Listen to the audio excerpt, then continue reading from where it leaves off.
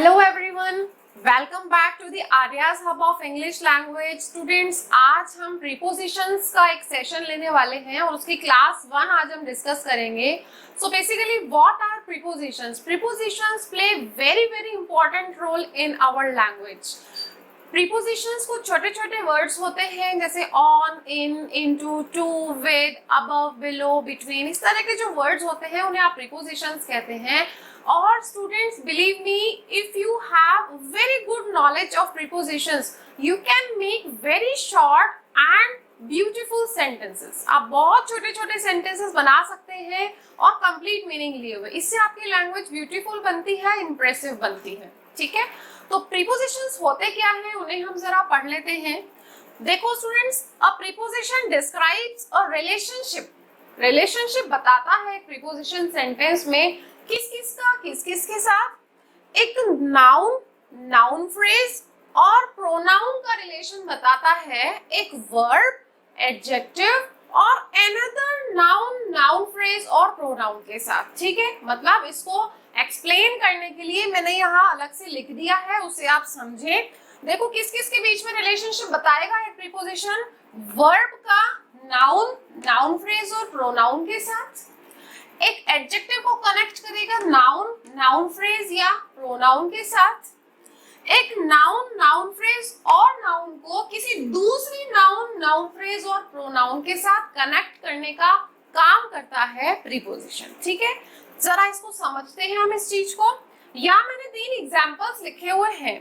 The man jumped into the fire to bring his book. ठीक है, अब अगर हमें यहाँ आइडेंटिफाई करना हो प्रीपोजिशन को, उसका रोल देखना हो, तो आप कैसे देखेंगे?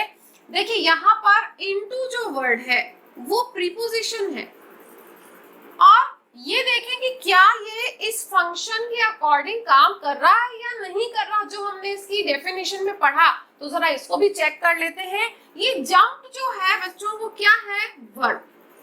वर्ब है ना, जंप एक एक्शन है। और प्रीपोजिशन के बाद यहाँ क्या आ रहा है? द फायर, जो कि एक नाउन है।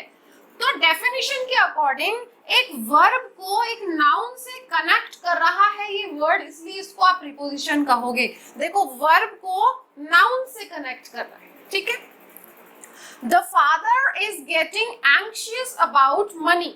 यहाँ जो वर्ड है अबाउट, ये प्रीपोजिशन है और देखें कैसे काम कर रहा है। एंग्शियस एक एडजेक्टिव होता है और मनी एक नाउन है यहाँ पर। तो एडजेक्टिव को नाउन के साथ कनेक्ट कर रहा है, इसलिए अबाउट को आपने कौन सा पार्ट्स ऑफ स्पीच कह दिया है? प्रीपोजिशन। देखो एडजेक्टिव को नाउन से कनेक्ट कर रहा है। ठीक है, आप ये भी कह सकते हो the father is getting anxious about him. ठीक है, तो प्रोनाउन आ गया वहां पर। तो बेसिकली नाउन और प्रोनाउन तो दोनों आप एक्सचेंज कर ही सकते हो, रिप्लेस कर सकते हो दोनों को। ठीक है, we had a long discussion about politics. Again about एक प्रीपोजिशन है, हमने ऊपर पढ़ा था। Discussion is a noun and politics is also a noun. तो ये जो नाउन है वो नाउन को ही कनेक्ट कर रहा है, नाउन से ही कनेक्ट कर रहा है अबाउट। तो यहाँ देखो नाउन और नाउन, मतलब प्रीपोजिशन नाउन को नाउन से भी कनेक्ट करने का काम करता है। इसलिए यहाँ जो तीनों वर्ड्स हैं बच्चों, इनटू, अबाउट और थर्ड में भी अबाउट है, these words are working as a preposition। और आपने डेफिनेशन पढ़ ली है, किस किस के बीच में रिलेशन बताता है। एक नाउन फ्रेज और प्रोनाउन का किसी दूसरी नाउन फ्रेज और प्रोनाउन के साथ। किसी वर्ब का रिलेशन बताएगा नाउन, प्रोनाउन या नाउन फ्रेज के साथ, या फिर एक एडजेक्टिव को कनेक्ट करेगा नाउन, प्रोनाउन और नाउन फ्रेज के साथ। ठीक है, तो students, I have written one more example using a preposition at, ताकि आप ये देख सकें कि जो हमने डेफिनेशन में इसका फंक्शन देखा है क्या ये उसी तरीके से काम करता है या नहीं करता। यहाँ देखते हैं हम क्या ये वही कनेक्शन बना रहा है जो हमने अभी डेफिनेशन में पढ़ा था। तो जरा देखें, he was very disappointed at her beating his dog। यहाँ disappointed जो वर्ड है वो कौन सा पार्ट्स ऑफ स्पीच है? एडजेक्टिव। ठीक है, और हमने ये देखा था कि प्रीपोजिशन किस किस में एक रिलेशनशिप बनाएगा? वर्ब, एडजेक्टिव और नाउन, प्रोनाउन, नाउन फ्रेज को किसी दूसरी नाउन, प्रोनाउन या नाउन फ्रेज से कनेक्ट करने का काम करता है प्रीपोजिशन।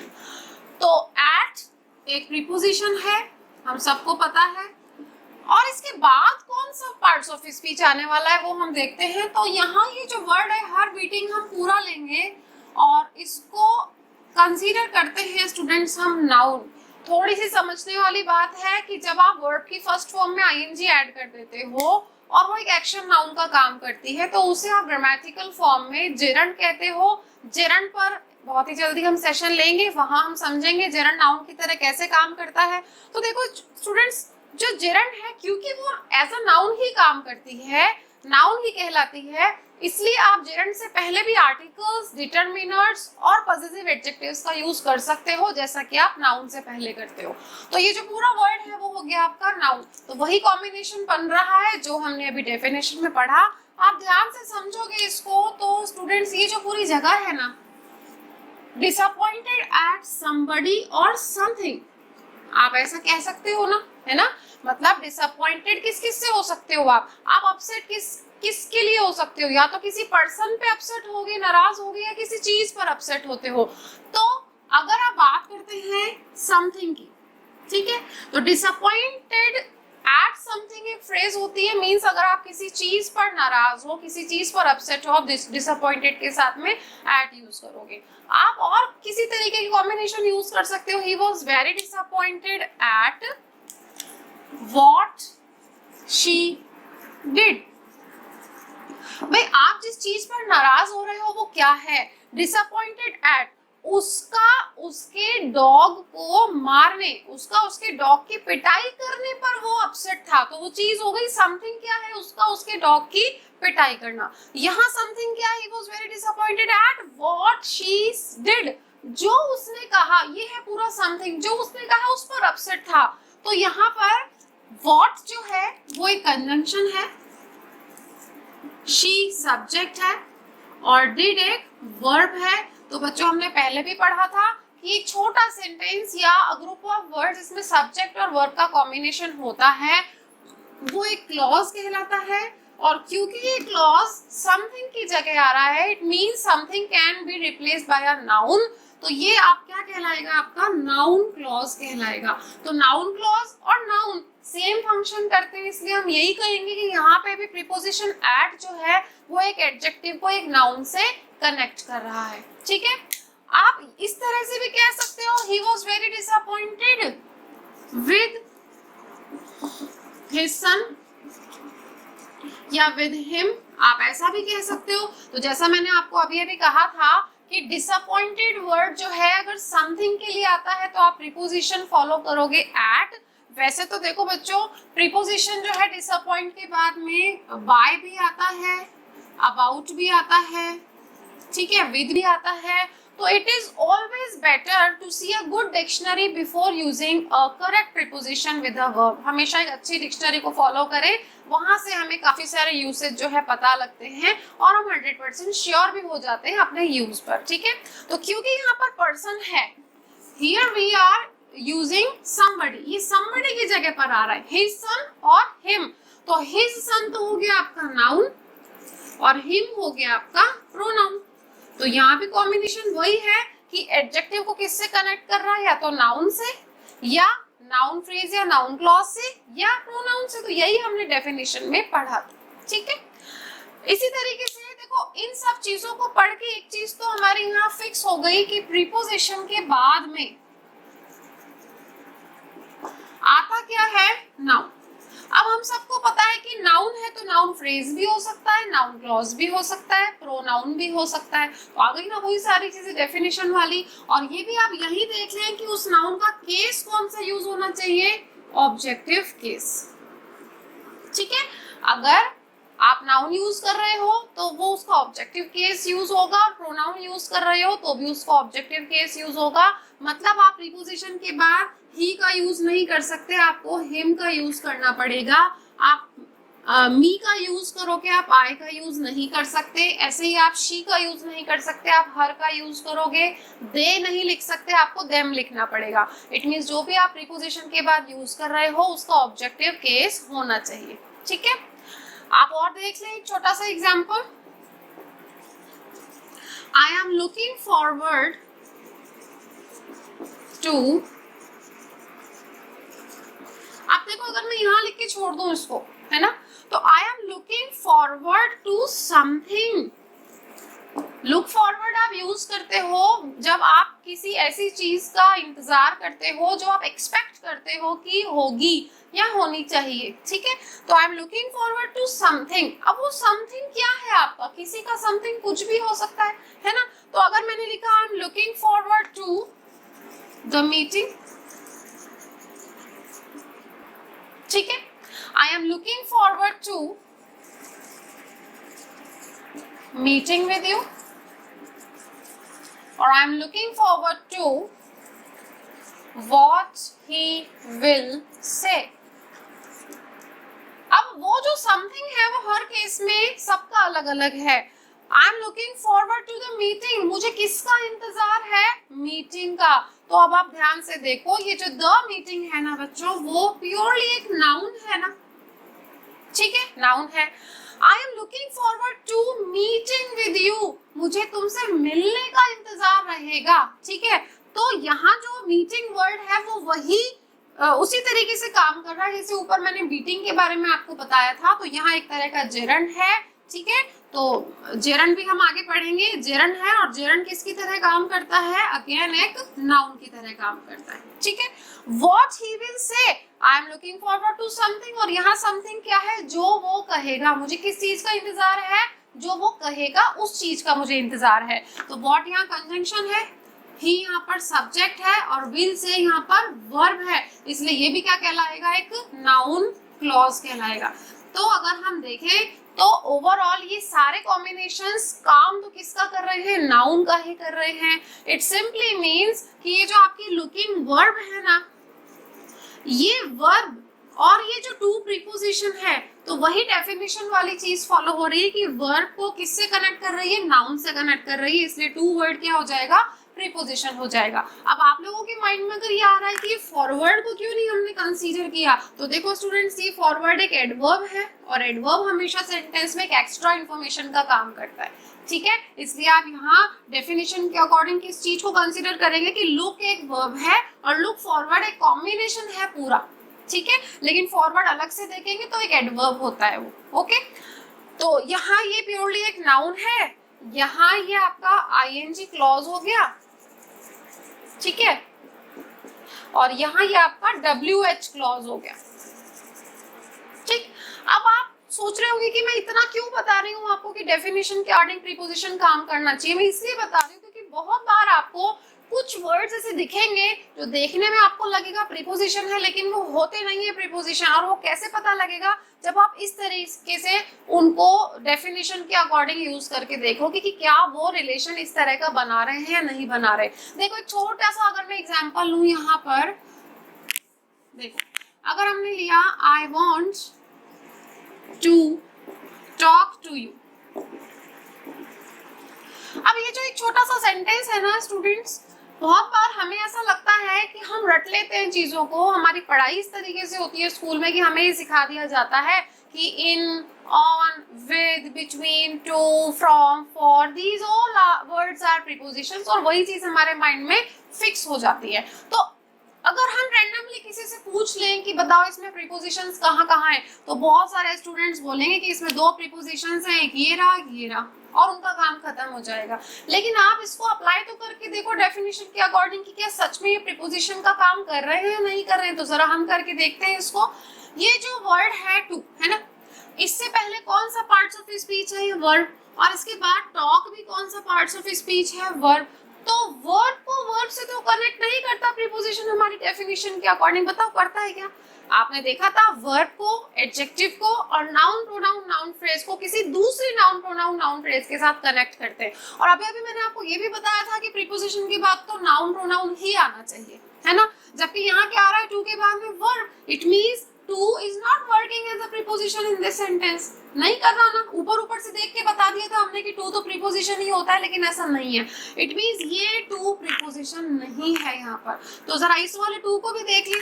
टू से पहले टॉक वर्ब है और टू के बाद में जो यू है वो एक प्रोनाउन है।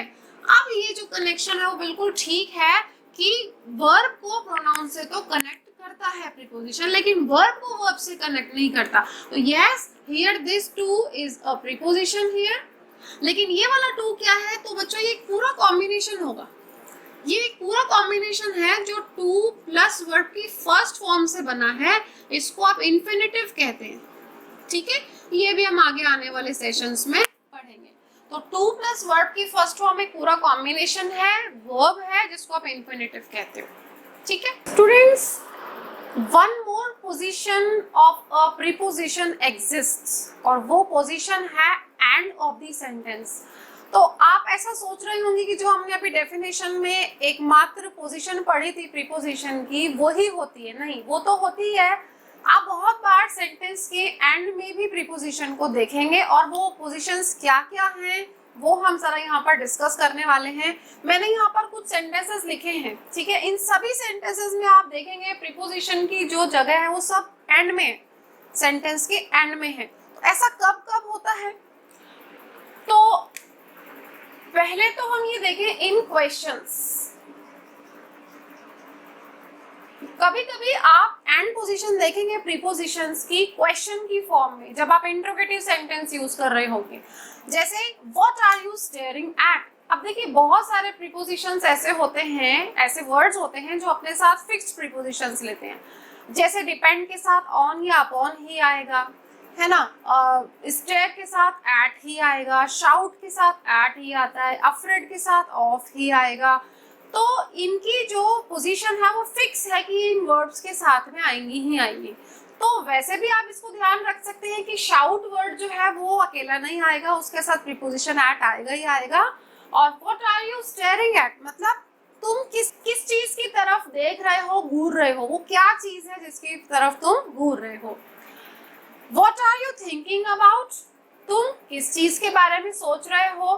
ठीक है, दूसरी जो पोजीशन है स्टूडेंट्स वो आती है with some verbs। यहाँ दो वर्ब्स लिए हमने, टॉक और live. She not very easy to talk to, मतलब उससे बात करना इतना आसान नहीं है। और सेकंड सेंटेंस है Jaipur is a nice city to live in, कि जयपुर रहने के लिए बहुत अच्छा शहर है। अब एक क्वेश्चन यहाँ हमारे सामने आता है कि हमें कैसे पता लगेगा कि मैं कौन सा प्रीपोजिशन अप्लाई करूं। तो उसके लिए आपको वही बेसिक नॉलेज पर ही आना होगा कि हमें प्रीपोजिशंस का कितना ज्ञान है, कितना हमने पढ़ा है। आप एक काम कर सकते हैं कि ये जो वर्ब्स आ रही है ना लास्ट में, स्टेयर, थिंक, टॉक, लिव, आप एक काम कर सकते हैं, आप इनसे छोटे छोटे सेंटेंसेस बनाकर देखें, इसको फाइनाइट वर्ब की तरह यूज करके, मतलब इनको मेन वर्ब की तरह यूज करके। जैसे फॉर एन एग्जांपल, अगर मैं लिव के साथ चाहूँ ये पता करना कि हमें कौन सा प्रीपोजिशन लिखूं, तो मैं क्या करूंगी, एक छोटा सा सेंटेंस बनाकर देख लूंगी लिव के साथ कि आई लिव इन जयपुर, मुझे पता लग गया लिव के साथ में इन आएगा। ऐसे ही थिंक, मान लो हम इसी का जवाब दें कि आप किसके बारे में सोच रहे हो। मान लो इसका जवाब कोई देता है कि I am thinking about my result, तो थिंक के साथ कौन सा प्रीपोजिशन आ गया, अबाउट आ गया। ठीक है, he is staring at me, मैंने एक सिंपल सेंटेंस बना के देख लिया, तो मुझे पता लग गया कि स्टेयर के साथ एट आता है। देखो स्टूडेंट्स, आप एक छोटा सा सेंटेंस लो, सपोज हम कहते हैं कि the teacher gave me a topic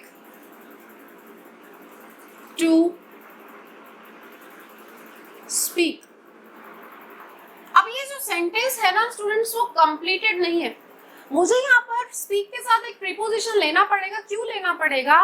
मैं अगर स्पीक के साथ एक सिंपल सेंटेंस बना के देखूं, सपोज मैं कहूं कि I spoke dash a topic, I spoke dash a topic, तो मुझे यहाँ क्या लिखना पड़ेगा, I spoke on a topic, है ना, I spoke on a topic. तो मतलब स्पीक वर्ड जो है वो अकेला नहीं आ रहा, इट मींस मुझे इसको अकेला छोड़ना भी नहीं है। तो the teacher gave me a topic to speak on आएगा यहाँ, और वो मुझे कैसे पता लगा, जब मैंने उसके स्पीक के साथ एक छोटा सा सेंटेंस बनाकर देखा। आप एक और एग्जांपल ले कि शी, या आपने सेंटेंस लिया suppose I need a pen to write, I need a pen to write, again this is an incompleted sentence। क्यों? क्योंकि write के साथ मुझे एक preposition लेना पड़ेगा, I need a pen to write with. अब इस विद का कैसे पता लगा, आप एक सेंटेंस बना के देख लो राइट के साथ। We write with a pencil, है ना, she wrote with a pencil या विद अ पेन। इस तरीके से आप देखेंगे, एक छोटा सेंटेंस बनाकर देख लें जिसमें ये वर्ड जो है वो मेन वर्ब का काम करेगी, तो आपको वो प्रीपोजिशन भी मिल जाएगा। ठीक है, और जो पोजीशन है एंड पोजीशन की वो है every article has been paid for और I hate being shouted at. मतलब ये जो पोजीशन है वो है पैसिव सेंटेंसेस की पोजीशन। आप पैसिव सेंटेंसेस में भी देख सकते हैं कि आपका जो प्रीपोजिशन है लास्ट में आने वाली वर्ब के साथ आएगा। इट मींस इसकी पोजीशन भी कौन सी होगी, एंड पोजीशन होगी। ठीक है, every article has been paid for. अब मुझे अगर ये पता लगाना है कि ये फॉर यहाँ सही है, तो फिर मैं क्या करूंगी, एक छोटा सेंटेंस बना के देखूंगी कि I have paid for every article. तो पेड के साथ में क्या आना चाहिए, for. I hate being shouted at। Shout तो वैसे भी हम पढ़ चुके हैं, अच्छा स्टेयर पढ़ा था, तो शाउट और स्टेयर दोनों के साथ में at आता है। मतलब I hate when somebody shouts at me, इसका पैसिव बना दिया I hate being shouted at, कि मुझ पर कोई चिल्लाए मुझे अच्छा नहीं लगता है। He was the talent whom the company was looking for। अब क्या है यहाँ पर आप यूज कर रहे हो इनको at the end of relative clause. ठीक है, रिलेटिव क्लॉज होता है जो रिलेटिव प्रोनाउन या रिलेटिव एडवर्ब से बनता है, वो भी हम आने वाले सेशंस में पढ़ेंगे।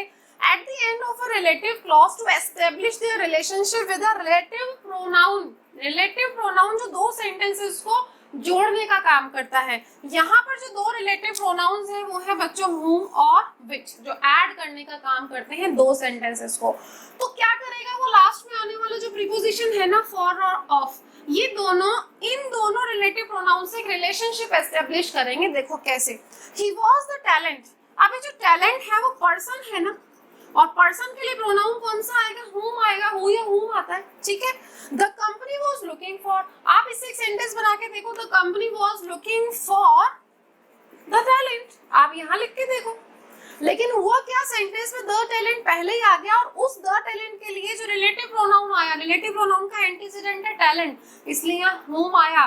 तो ये जो for है ना वो उस for किसको कनेक्ट कर रहा है, whom को कनेक्ट कर रहा है। ठीक है, एक रिलेशनशिप एस्टेब्लिश कर रहा है इस रिलेटिव क्लॉज का इस रिलेटिव प्रोनाउन के साथ में। ठीक है, मतलब the company was looking for the talent. ये फॉर नहीं लिखेंगे तो सोचो जब आप इससे एक सिंपल सेंटेंस बना रहे हो तो इनकम्प्लीट नहीं हो रहा क्या। तो जब भी इस तरह का कंफ्यूजन हो आप उससे एक छोटा सा सेंटेंस बनाकर देख लो। ठीक है, this is the dog which the baby is afraid of. ये वो डॉग है जिससे बेबी डरता है। It means the baby is afraid of the dog. ऐसे ही तो होगा ना, लेकिन इस चीज को हमने दूसरे पैटर्न से बनाया तो ये डॉग तो यहाँ आ गया, और डॉग क्योंकि एनिमल है तो एनिमल के लिए हम कौन सा प्रोनाउन यूज करते हैं, विच। तो ये जो ऑफ है वो क्या कर रहा है, एक रिलेशनशिप एस्टेब्लिश कर रहा है किसके साथ में, रिलेटिव प्रोनाउन के साथ में। ठीक है, मतलब the baby is afraid of the dog, उस डॉग के लिए यहाँ पर क्या विच आ गया है। तो ये कुछ पोजीशंस हैं जिसमें प्रीपोजिशन एंड पोजीशन पर आता है। ठीक है, तो देखो स्टूडेंट्स, प्रीपोजिशन बहुत सारे काम करता है।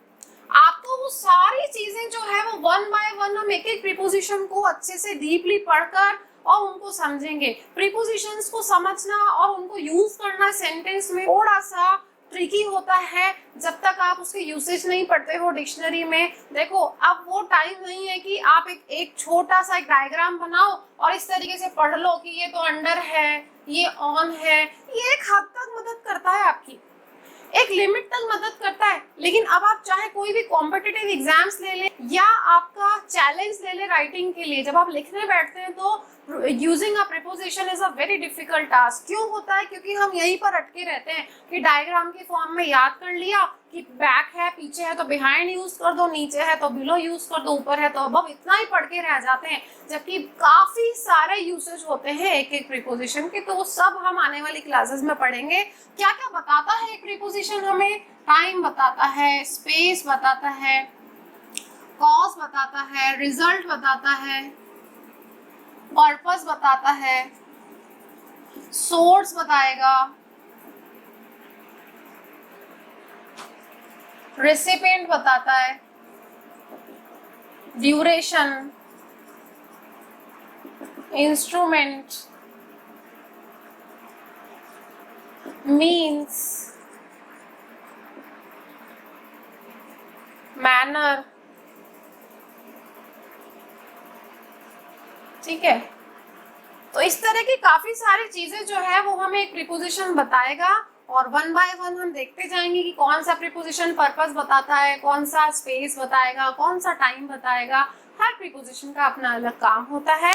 तो अभी हमने सबसे पहले देखा प्रीपोजिशन का रोल क्या होता है सेंटेंस में, किस तरह से वो वर्क करता है, वो आपने कनेक्शन देख लिया। साथ ही साथ ये भी ध्यान रखेंगे कि प्रीपोजिशन की एंड पोजीशन भी होती है, कब कब होती है, इंट्रोगेटिव सेंटेंसेस में होती है, पैसिव्स में होती है और रिलेटिव क्लॉजेस के एंड में होती है और कुछ वर्ब्स के साथ होती है जिनके साथ प्रीपोजिशन फिक्स होता है। उसको आप एज अ मेन वर्ब या फाइनाइट वर्ब की तरह यूज करके सेंटेंस में सही प्रीपोजिशन का पता लगा सकते हैं। और हमेशा सही प्रीपोजिशन का यूज कैसे करना है उसके लिए अच्छी डिक्शनरी को ही फॉलो करें, यही मेरा आप सब लोगों के लिए सजेशन है। तो चलिए सबसे पहले आप इस वीडियो को लाइक कर दीजिए और अपने सभी फ्रेंड्स को, सभी नोन्स को शेयर कर दीजिए ताकि ज्यादा से ज्यादा लोग इस वीडियो को देख पाएं। और हमारा नेक्स्ट सेशन होगा जिसमें हम वन बाय वन कुछ प्रीपोजिशंस लेंगे। So be ready to watch my upcoming videos and try to prepare your notes also. Thank you so much, take care.